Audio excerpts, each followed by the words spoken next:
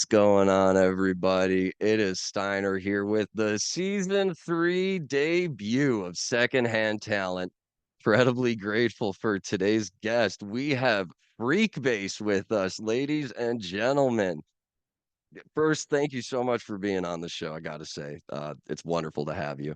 Oh, I'm super Uh, excited to be here. It's awesome.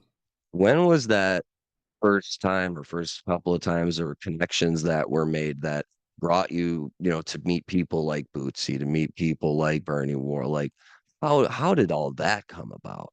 There's a pretty easy connection to all that. So basically, when I started kind of getting my name around Cincinnati as a bass player, there's a singer by the name of Gary Mudbone Cooper. Mudbone is in Parliament Funkadelic, and in he's the original singer in Bootsy's Rubber Band. But Mudbone was also had a pop project called Sly Fox back in the late '80s, early '90s, and they had a big, actually, I think it was actually a #1 hit. It was a song called "Let's Go All the Way." If you heard it, you'd recognize it. It's like kind Oh of an yeah, old hit. And so that was him. That was his pop project under a different name. So like probably like very early, late '90s, very early 2000s.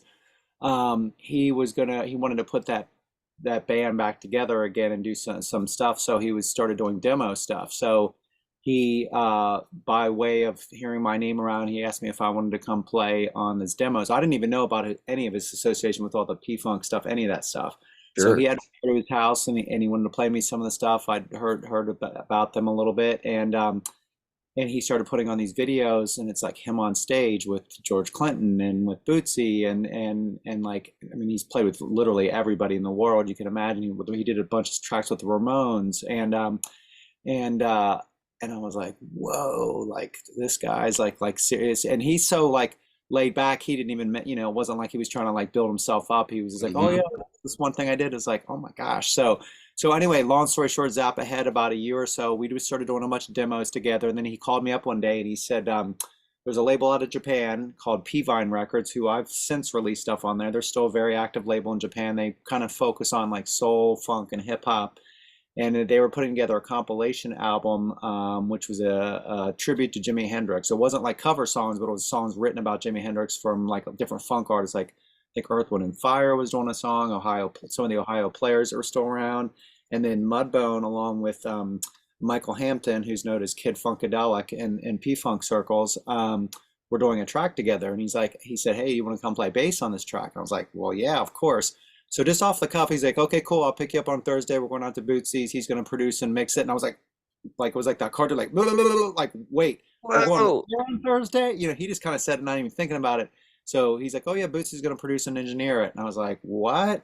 So he brought me out to his studio.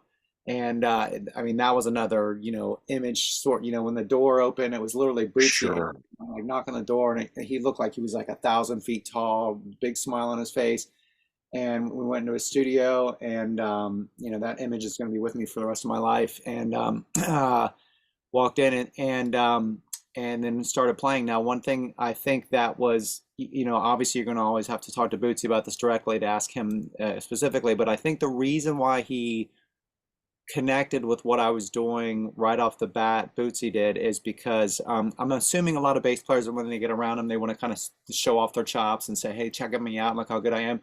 Well, the groove was a very simple, like laid. It was just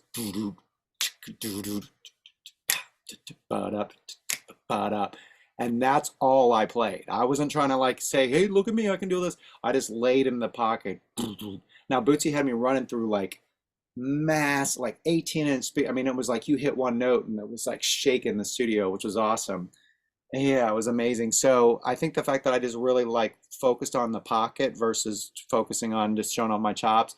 So Mhm. long story short, we really hit it off that day. A couple weeks later, he reached out, Bootsy did, and he said, "Why don't you come to the studio and we'll start, doing some stuff together." So he brought me in the studio. We started doing writing, and it's funny, when I started working with Boot, of course, as a bass player, you're like, oh, I'm gonna learn all this amazing bass stuff. And of course, I learned that by default anyway. But the main thing that I learned from Bootsy, he showed me how to like work in a studio, like how to work a recording board, and how to sample, and how to use something called an MPC 2000, which is what all like the hip hop guys are using, and Mm. basically all about recording and production techniques. And so his theory has always been, musicians he's worked with, is not give a man a fish, but teach a man to fish, and then he'll fish for a lifetime. So it's like he really kind of set me up.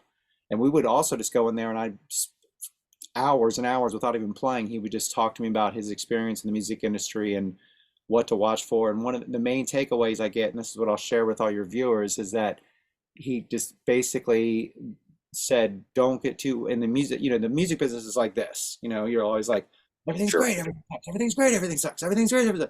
So he's like, just try to get it to where, don't get too highs on the highs and don't get too lows on the lows. Because if you get like super geeked out on some big thing that happens to you and get that a big adrenaline thing, when the opposite happens, you're going to go the opposite direction. So just kind of stay more just steady all the way around. So no matter what show I do, I mean, sure, of course, if we play a big show and everything's great, I get that adulation from it, but it's more, I don't get too worked up about it. Now, the only bad part about that is that it kind of gets you in a robot mode. You're kind of like always like a robot because you don't let your emotions go either way. But for me, it works because I mean, I think a lot of times that's why some musicians, it's very easy to get caught up in, like things, drugs and drinking and stuff, because you're just trying to recreate that high from being on stage. So if you kind of keep it a little more even keeled all the way. So that was one of the big lessons I learned from him about that too as well. But and on top of all the production stuff. So, my relationship with Bootsy is I mean, he set me off. I mean, I'm sure still be in the music business, I'm sure, but he definitely opened some, doors that I might have gotten through on my own, but he gave me the keys to get through them a little bit easier, or at least know how to get through the doors a little bit easier, if nothing else. Yeah. Peace, everybody. And that's a podcast. I mean, All right.